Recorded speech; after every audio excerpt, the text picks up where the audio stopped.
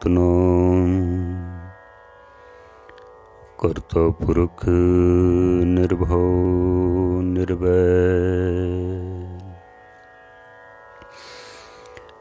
अकाल मूरत अजूनी सैभं गुर प्रसाद। हे प्राणनाथ गोबिंदे कृपा निधान जगत गुरु। हे संसार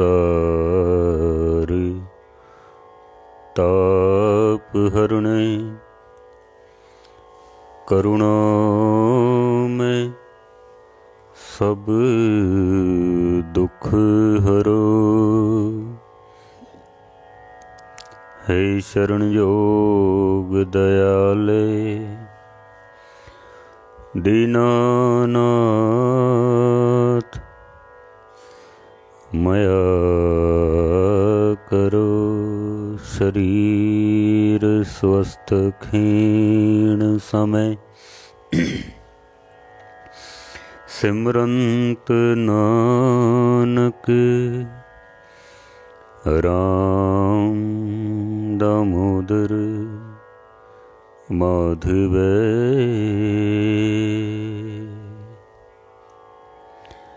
गुरु रूप सत्संग दियो।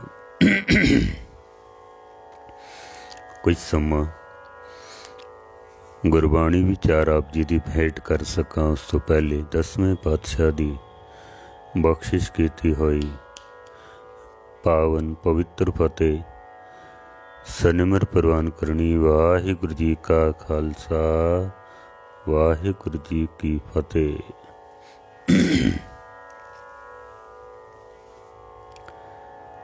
विचार आप श्रवण कर रहे हो गुरु ग्रंथ साहब महाराज दे विच पशु पंछी जीव जंतुओं का जिथे जिक्र आया है, गधियां का भी जिक्र आया है। गधे का जिक्र करदियां होया महाराज सच्चे पातशाह जी खोते का गधे का सुभाव का जिक्र करते हैं। कुछ सुभाव जीव जंतुओं के पंछियों के ऐसे होंदे ने जिन्हां नूं बदलना बड़ा मुश्किल होंदा है, बहुत मुश्किल। कितना भी जोर लाया जाए सुभाव नहीं बदलता है, जितना भी जोर लाया जाए। आदि काल तो मनुख के सुभाव नूं बदलण वास्ते कई अवतार पीर पैगंबर ऋषि मुनि संत गुरमुख गुरु संसार ते आए हैं। उन्होंने कोशिश की कि मनुख के सुभाव नूं बदलिया जाए, लेकिन कामयाब नहीं हो सके हैं। मनुख के सुभाव नूं बदलना बड़ा मुश्किल काम है, बहुत मुश्किल। जैसे कुछ रोग ऐसे ने जिन्हां दा इलाज कोई नहीं है, कोई इलाज नहीं। भावें अज साइंस ने बहुत तरक्की की है, बहुत मेडिकल स्टोर दवाइयां दे नाल भरे पे हैं, लेकिन फिर भी बहुत सारे रोग ऐसे ने जिन्हां दा अजे भी साइंस कोल डॉक्टरां दे कोल कोई इलाज नहीं है, कोई इलाज नहीं। इनकार कर दिता जाता है साडे कोल इसदा कोई इलाज नहीं है। डॉक्टर जवाब दे देंदे ने कर लै जाओ, सेवा करो, क्योंकि कोई इलाज नहीं होंदा है। जैसे कैंसर है, कोई इलाज नहीं है। एड्स की बीमारी है, कोई इलाज नहीं है। अज जैसे करोना चलता पिया है, कोई इलाज नहीं है। डॉक्टर लगे ने कोशिशां करन वास्ते, पर कोई इलाज है नहीं है। जैसे बहुत सारिया बीमारियां ने शरीर दियां जिन्हां दा कोई इलाज नहीं है। डॉक्टर इनकार कर देंदे ने।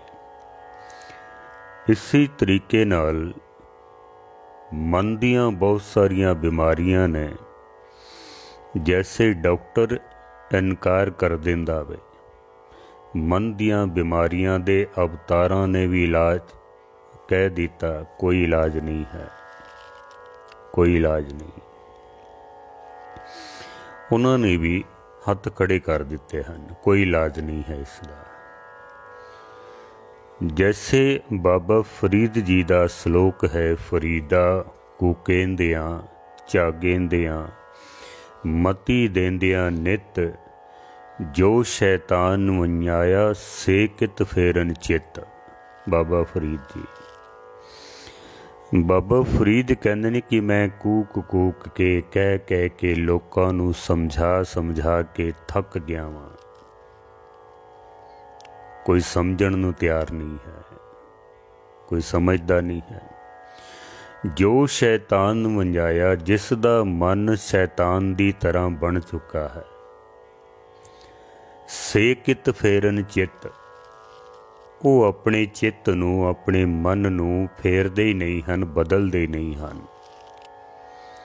जितनी मर्जी है कोशिश की जावे ना, बदलना बड़ा मुश्किल काम है। जैसे कागज़ दे उत्ते अगर असी पेंसिल दे नाल लिखिए तो रबड़ नाल मिटाया जा सकदा वे, मिट जांदा है। बच्चे लिखते ने पेंसिल नाल, गलत लिखिया गया मिटाया जा सकता है, ठीक किया जा सकता वे। लेकिन जे किधरे स्याही नाल लिखिया जावे, पेन नाल लिख दिता जावे, तो फिर उसनूं मिटाया नहीं जा सकता है, फिर तो कागज़ ही खराब हो जाता वे, फिर कागज़ ही खराब है। जिन्हां दे मन दे उत्ते कुछ सुभाव पेंसिल की तरह लिखे हुए ने, कच्चे, उन्होंने मिटाया जा सकता वे, बदलिया जा सकता वे। लेकिन जे पेन न लिखे होण, पक्के सुभाव जिन्हां दे पक जाते ने, फिर उसनूं बदलना बड़ा मुश्किल हो जाता वे, बहुत मुश्किल। जे सुभाव पक जाता ना, फिर बदलना बड़ा मुश्किल हो जाता वे। बड़े सुंदर बोल ने एक विद्वान दे, कहंदे हजारों खिजर पैदा कर चुकी नस्ल आदम की, ये सब तस्लीम के आदमी अब तक भटकता है। हजारों देवी देवते अवतार गुरु पीर पैगंबर आदि काल तो दुनिया नूं समझाण वास्ते आए और चले गए। हजारों खिजर पैदा कर चुकी नस्ल आदम की, मनुखी नस्ल ने कई अवतारां नूं पैदा किया है, बहुत सारे। ये सब तस्लीम के आदमी अब तक भटकता है। पर मनुख दी जिंदगी अगर देखिए ना, तो मनुख अज भी भटकदा पिया है। क्यों? वो समझा समझा के थक गए ने, अक गए ने, कोई समझण नूं तैयार नहीं है, कोई बदलण नूं तैयार नहीं है अपने आप। बाबा फरीद यही तो कह रहे ने कि फरीदा कूकेंदियां झागेंदियां मती देंदियां नित, जो शैतान वंजाया से कित फेरन चित।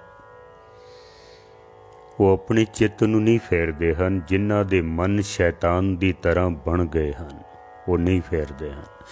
बदलना बड़ा मुश्किल हो जाता है। गुरु ग्रंथ साहब महाराज जी खोते दे सुभाव का जिक्र करते हैं। पंजाबी दी कहावत है, जिथों दी खोती उत्थे आ खलोती। गधे नूं जितना मर्जी है बदलण दी कोशिश कोई करे। इते एक कहावत है ना, कहावतां अक्सर सच बयान करदियां हन, सच। जिथों दी खोती उत्थे आ खलोती।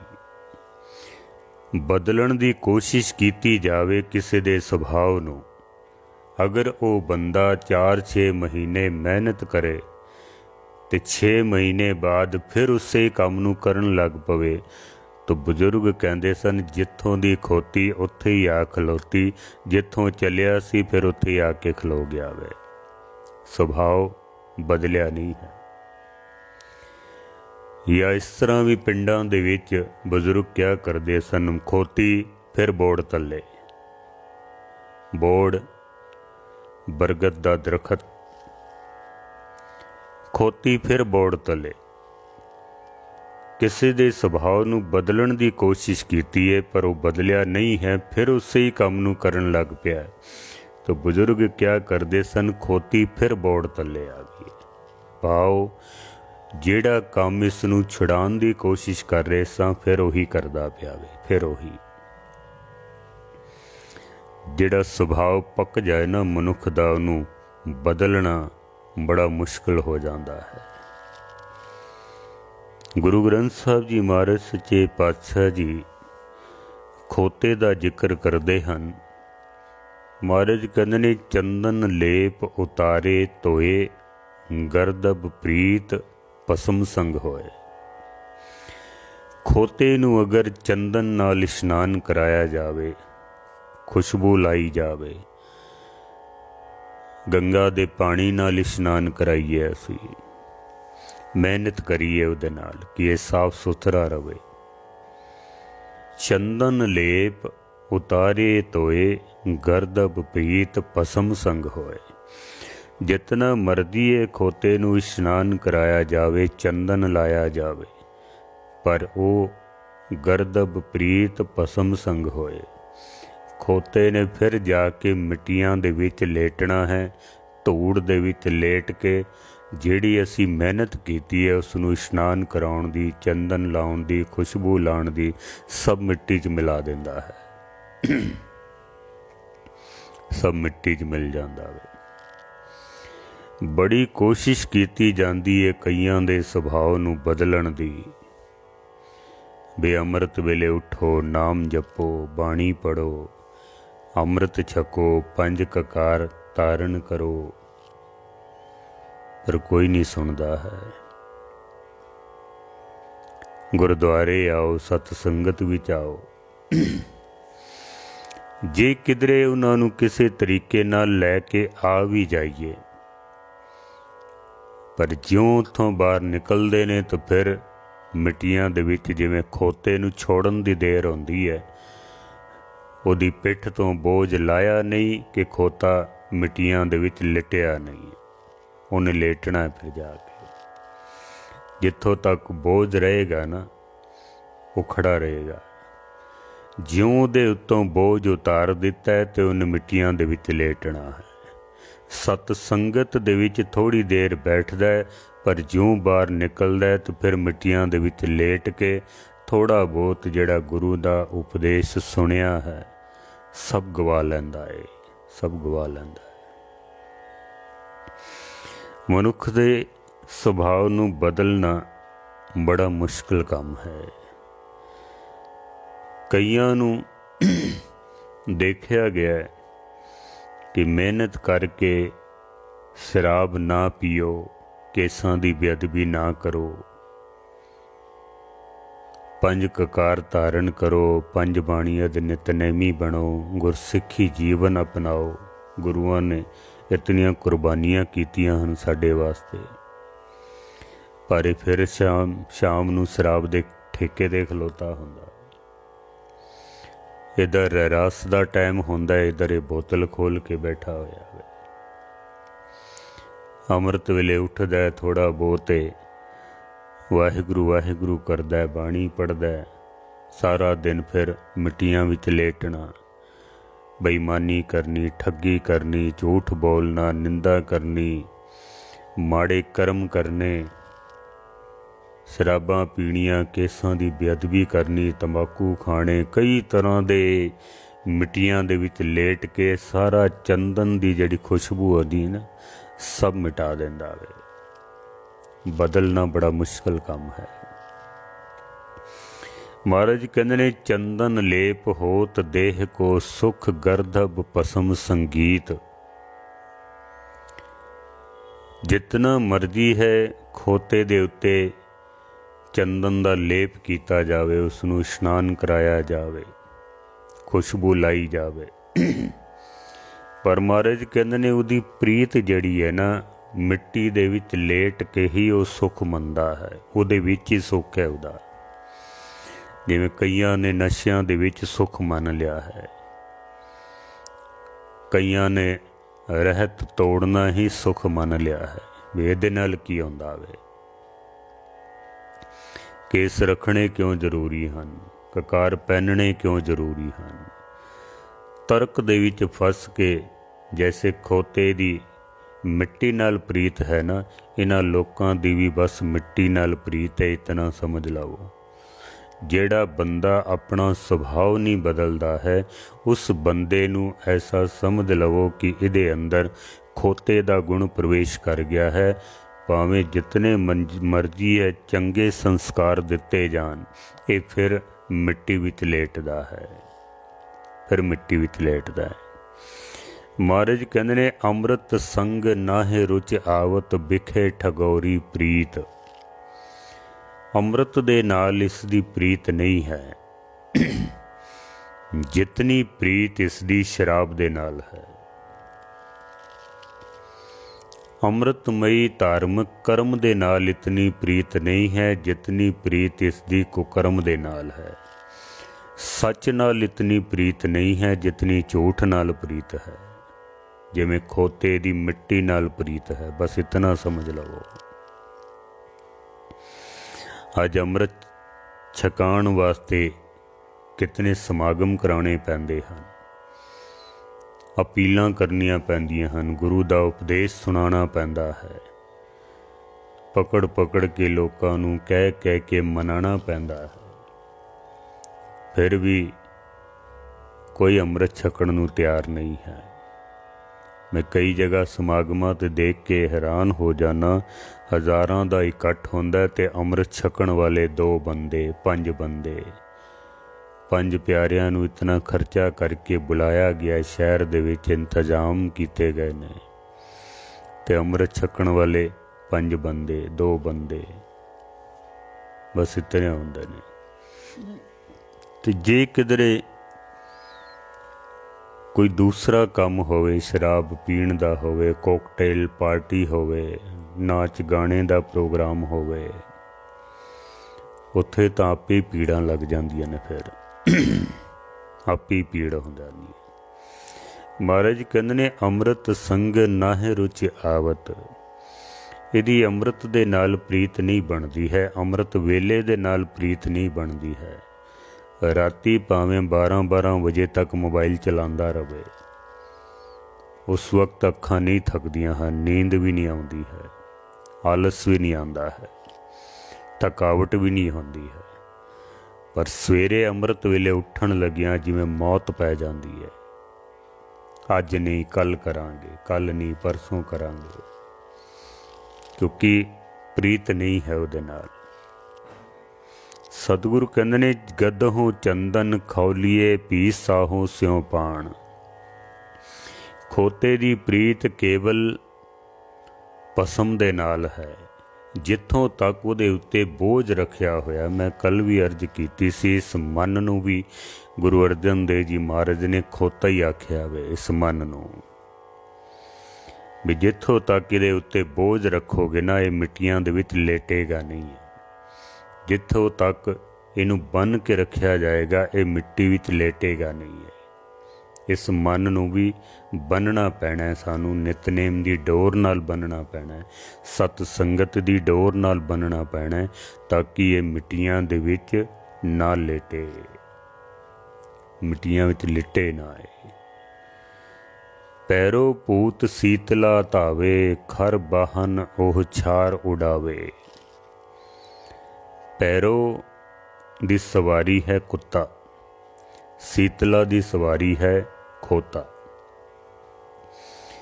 जिदी आराधना की जाती है ना, जे साडी आराधना पूरी हो जाए, साडा प्रेम प्रवान चढ़ जाए, तो फिर जिसदी असी आराधना करते पे हाँ, उस जैसा स्वरूप सानू प्राप्त हो जाता वे। उस जैसा। जे किधरे कोई कमी रह जाए तो फिर जेड़ा उसका वाहन है ना, फिर उहदी जोन विच पैना पैंदा वे। जे कमी रह जावे, जे पूर्ण प्रेम ना होवे तां। जैसे पैरो दी सवारी है कुत्ता, जे पैरो दे आराधना करन वाले पैरो दी आराधना करन विच सफल हो गए तो पैरो दा रूप बन जाणगे। नहीं पहुँच सके उस मुकाम तक तो फिर कुत्ते दा रूप बनणगे, फिर कुत्ते दी जोन विच पैणगे। शीतला दी आराधना करन वाले शीतला दा रूप बनणगे। जे नहीं पहुँच सके उस मुकाम तक तो फिर खोते दी जोन विच पैणगे। भगत कबीर साहब भी कहते हैं, कबीर हर का सिमरन छाड़ के अहोई राखे नार, गदही होए के अवतरे भार सहे मन चार। मैं कल सारा आप जी नूं सरवण कराया है। सुभाव नूं बदलना बड़ा मुश्किल है। भाई गुरदास भी कहते ने, गदहो अड़ी न छड़ई चींघी पौंदी हिकण हिके। भाई गुरदास जी, गधा अगर अड़ी कर लवे ना तो जितना मर्जी उन्होंने मारिया जाए डंडिया नाल भी वो चलता नहीं है। फिर मनुख भी अगर किसी काम दे विच अड़ गया, उत्थे ही टिक गया वे, शराब पीण ते उत्थे ही अड़ गया वे, इनू कितना भी उपदेश दिता जावे, मना किया जावे, नहीं मनदा, तो समझ लेना इहदे अंदर खोते दा सुभाव प्रवेश कर गया। एक खोते दी तरह अड़ी करके बैठा होया वे। खोते दी तरह खोते भार ढाउण दा काम करदे हन। मूल रूप दे विच ताकत बड़ी है इहदे विच। गुरु ग्रंथ साहब जी महाराज दे विच सतगुरु कहंदे ने कि वेद पुराण पढ़े का क्या गुण, खर चंदन जस भारा, राम नाम की गत नहीं जानी, कैसे उतरस पारा। भगत कबीर साहब दा ये बाणी है। वेद पुराण पढ़े का क्या गुण, खर चंदन जस पारा। वेद पुराण पढ़ लैने, धार्मिक ग्रंथ पढ़ लैने ते प्रभु दा नाम जपिया नहीं, सिमरन कीता नहीं है। भगत कबीर साहब कहंदे ने, ते इस तरह समझ लवो जैसे किसे खोते दे उत्ते धार्मिक ग्रंथ लदे होए ने। किसे खोते दे उत्ते बड़े सुंदर बोल ने, पढ़दा पढ़दा पढ़ गया चारे वेद, निश्चा हृदय न आया, रहियो टेढ़ का टेढ़। टेढ़ कहंदे ने मूर्ख बंदे ने, ते मूर्ख खोते नूं कहंदे ने। चारे वेद तो इसने पढ़ ले हन, पर निश्चा फिर भी हृदय दे विच नहीं आया है, अंदर फिर भी विश्वास नहीं बनया है, तो खोता ही है, फिर मूर्ख है। वेद पढ़े पढ़ पंडित मुए, रूप देख देख नारी। वेद पढ़ पढ़ के पंडित मर गए, खप गए, पर परमेश्वर दा निश्चा जिहड़ा है वो हृदय विच नहीं आया है। वेद पुराण पढ़े के एह गुण, सिमरे हर को नाम। जे किधरे वेदां नूं पढ़ के जां धार्मिक ग्रंथां नूं पढ़ के सोझी आ जाए कि बिना परमेश्वर दे नाम तो साडी गत नहीं होनी है, समझ आ जावे, फिर तां पढ़े दा लाभ है। जे नहीं समझ आई है, पढ़ के अंदर हंकार ही वधा लिया है। जैसे पढ़िया मूर्ख आखिए, लब लोभ अहंकार। कश्मीर के इलाके विच गुरु नानक सच्चे पातशाह जदों गए सन, जिथे गुरुद्वारा मटन साहब बनया होया है, उत्थे पंडित ब्रह्मदत्त नाल महाराज की गोष्ठी हुई सी। उहदे कोल इतनियां किताबां सन, उन्हें उठ लदे हुए सन किताबां दे नाल, बहुत सारे उठ। उन्हें शर्त रखी हुई सी कि जेड़ा मैनू चर्चा दे विच हरा देगा ना, गोष्ठी विच हरा देगा, या तो वो मेरियां किताबां लै लवे, जे मैं हार गया तो मेरियां किताबां लै लवे, जे वो हार गया तो वो अपनियां किताबां सारियां मैनू दे देवे ते सारे कपड़े उतार के ते उन्होंने बाहर कढ़ दिता जाएगा नगन करके। ये उन्हें शर्त रखी हुई सी। गुरु नानक सच्चे पातशाह नाल भी उसने शर्त की है। महाराज सच्चे पातशाह ने उसनू ऐसे जवाब दिते सन कि चरना ते टै पिया सी। उपदेश मंगिया उसने गुरु नानक सच्चे पातशाह कोलों। उन्हें नाम रखिया होया सी अपना जगजीत, मैं जगत दा विजेता हाँ। महाराज कहते ने इस तरह कोई जितण नाल जगजीत नहीं होंदा है। मन जीते जगजीत, जो अपने मन नू जित लवे ना वो जगजीत होंदा है। उन्हें कबूल कर लिया सी। फिर धार्मिक ग्रंथ किसे दी पिठ ते लदे हुए ने, किसे दे दिमाग दे विच लदे हुए ने, बस इतनी गल है। एक ज्ञान होंदा है बाहरों इकट्ठा किया होया, एक ज्ञान होंदा है अंदरों बाहर निकलता है। बाहरों इकट्ठा किया होया ज्ञान जिंदगी चला ते सकदा वे, बदल नहीं सकता है, बदलेगी नहीं जिंदगी। बाहरों इकट्ठा किया होया ज्ञान इस तरह समझ लो जैसे किसी टंकी दे विच पानी इकट्ठा किया होवे। 4 दिन 8 दिन 15 दिन ठीक रहेगा, फिर काई आ जाएगी, कीड़े पै जाएंगे, गंदला हो जाएगा पानी, बीमारियां दा कारण बन जाएगा। बाहरों इकट्ठा किया होया ज्ञान इस तरह समझ लवो। लेकिन एक ज्ञान अंदरों पैदा होता है। परमेश्वर दा नाम जपद्यां जपद्यां, सिमरन करद्यां करद्यां अंदरों ऐसा ज्ञान पैदा होता है जैसे पहाड़ां दा सीना चीर के ते निर्मल झरने अंदरों निकलते हैं। वो ज्ञान जिंदगी बदल के रख देंदा वे, जिंदगी बदल देंदा है। बाणी उचरे साध जन अमियों चले चरने, जैसे साध जन परमात्मा दे प्यारे गुरु बाणी उचरते हैं, अंदरों इस तरह बाणी निकलती है जिवें पहाड़ों विचों झरने निकलते हैं। वो बाणी दे नाल जिंदगी बदल जाती है। कोडे राक्षस की जिंदगी बदली, वो संत बन गए ने। सज्जन ठग की जिंदगी बदली, वो संत बन गए ने। जैसे झरनियां दा पानी खराब नहीं होंदा है, गंदला नहीं होंदा है, अंदरों जिहड़ा ज्ञान प्रगट होंदा है वो कदी भी गंदला नहीं होंदा है। उहदे नाल जिंदगी बदल जाती है, उहदे नाल हंकार दूर होंदा है, उहदे नाल लोभ दूर होंदा है। लेकिन बाहरों इकट्ठे कीते हुए ज्ञान दे नाल अंदर हंकार पैदा होंदा है, अंदर लोभ पैदा होंदा है। महाराज सच्चे पातशाह जी कहते हैं कि मनुख दी हालत ऐसी बनी हुई है कि खात पीत अनेक व्यंजन जैसे पार बाहक खोत। बंदा नस भज करदा है, दौड़ भज करदा वे, खांदा है पींदा है। इस तरह समझ लो जैसे कोई खोता खांदा है पींदा, भार ढाउंदा है, होर कोई काम नहीं उसका। 8 पहर महाश्रम पाया जैसे बिरख जंती जोत। जिवें तेली दा बलद है, सारा दिन चलदा रहिंदा वे, चलदा ही रहिंदा वे। कोलू दे नाल बैल नूं जोत दिंदे ना, फिर चलदा ही रहिंदा वो सारा दिन दौड़ भज, लेकिन पहुंचदा किधरे भी नहीं है। खोते दे उत्ते भी भार लद्या जांदा है, चलदा ही रहिंदा है, चलदा ही रहिंदा है, पर शाम नूं फिर अपने घर आके टिक जांदा वे।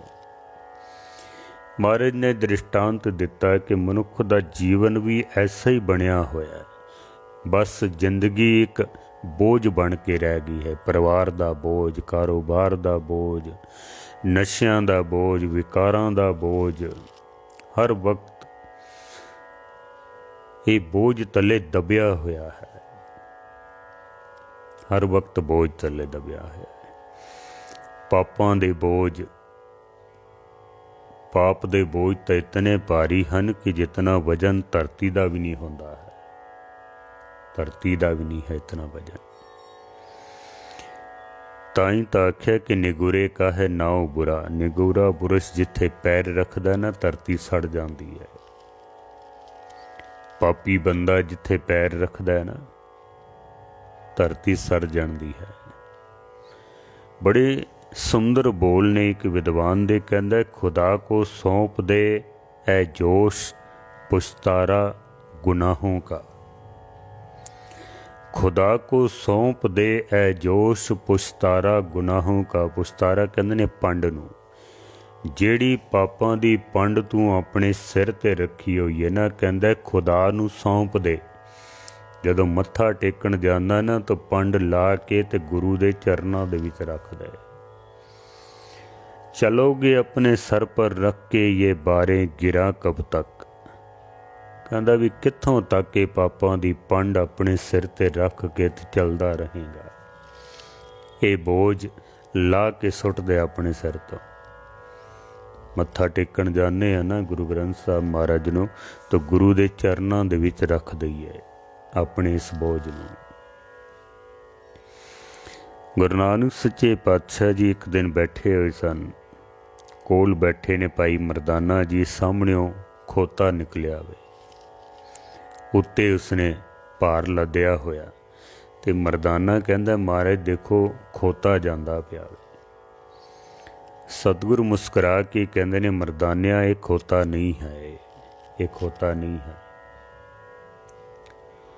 ਮਰਦਾਨਾ ਬੜਾ ਹੈਰਾਨ ਹੋਇਆ, ਸੱਚੇ ਪਾਤਸ਼ਾਹ ਮੈਂ ਜਨਮ ਤੋਂ ਹੀ, ਬਚਪਨ ਤੋਂ ਹੀ ਵੇਖਦਿਆਂ ਪਿਆ ਬਜ਼ੁਰਗਾਂ ਨੇ ਦੱਸਿਆ ਕਿ ਇਹੀ ਖੋਤਾ ਹੁੰਦਾ, 4 ਲੱਤਾਂ ਨੇ, 2 ਕੰਨ ਇਸ ਦੇ ਵੱਡੇ ਨੇ, ਕਿਆ ਮੈਨੂੰ ਖੋਤੇ ਦੀ ਪਹਿਚਾਨ ਨਹੀਂ ਹੈ। ਮਹਾਰਾਜ ਕਹਿੰਦੇ ਨੇ ਮਰਦਾਨਿਆ ਇਹ ਖੋਤਾ ਨਹੀਂ ਹੈ, ਮਹਾਰਾਜ ਇਹੀ ਖੋਤਾ ਹੈ। ਸਤਿਗੁਰੂ ਕਹਿੰਦੇ ਨੇ ਖੋਤਾ ਤਾਂ ਹੈ ਪਰ ਇਹ ਨਕਲੀ ਖੋਤਾ ਹੈ, ਅਸਲੀ ਖੋਤਾ ਨਹੀਂ ਹੈ, ਇਹ ਨਕਲੀ ਖੋਤਾ ਹੈ।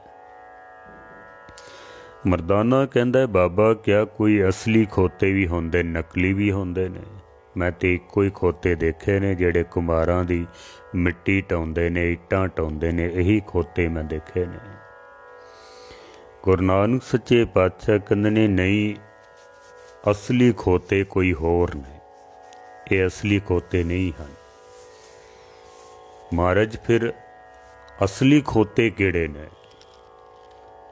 सतगुरु सच्चे पातशाह जैसे कहते ना कि बिन सिमरन गर्दभ की न्यायी, साकत थान पिरष्ट फिराई।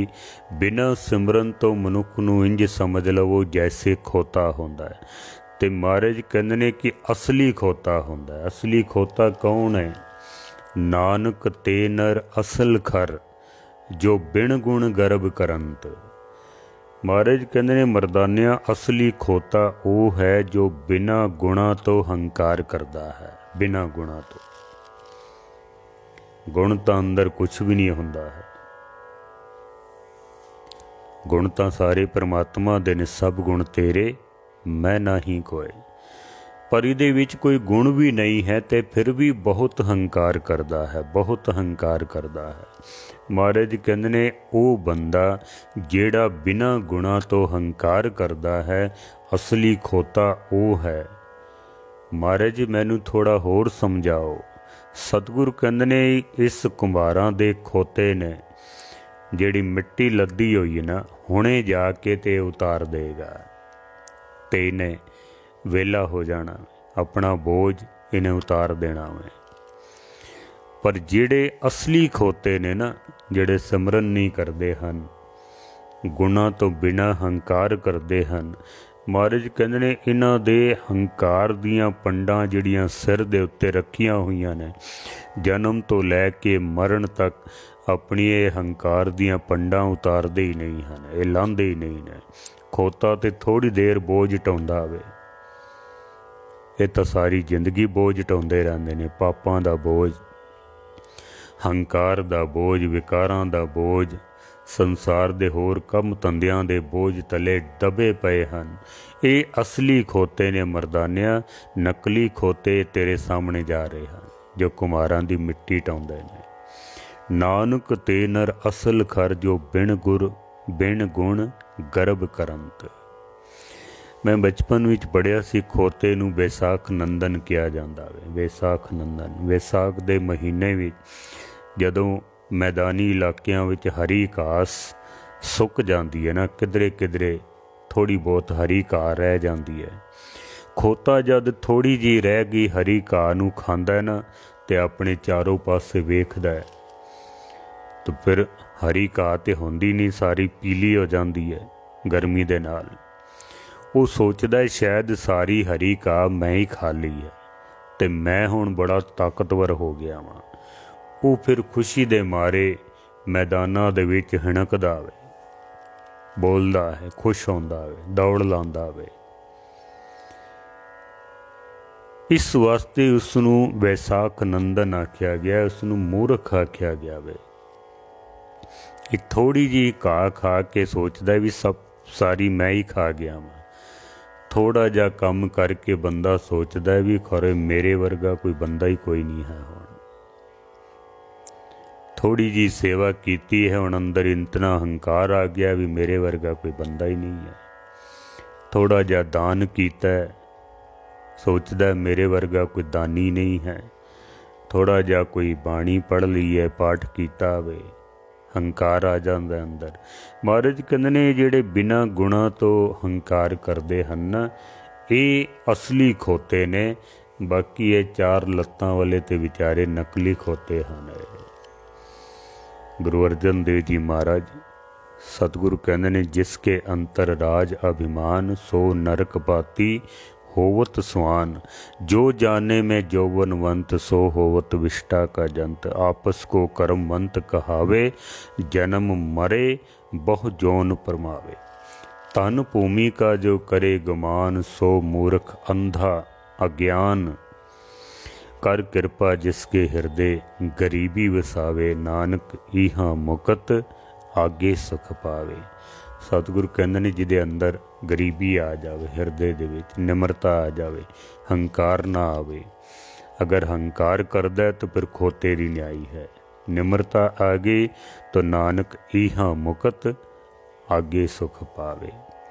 सतगुरु सच्चे पातशाह जी मेहर करन, भुल्लां चुक्कां दी माफ़ी, साडे सुभाव विच तब्दीली आवे।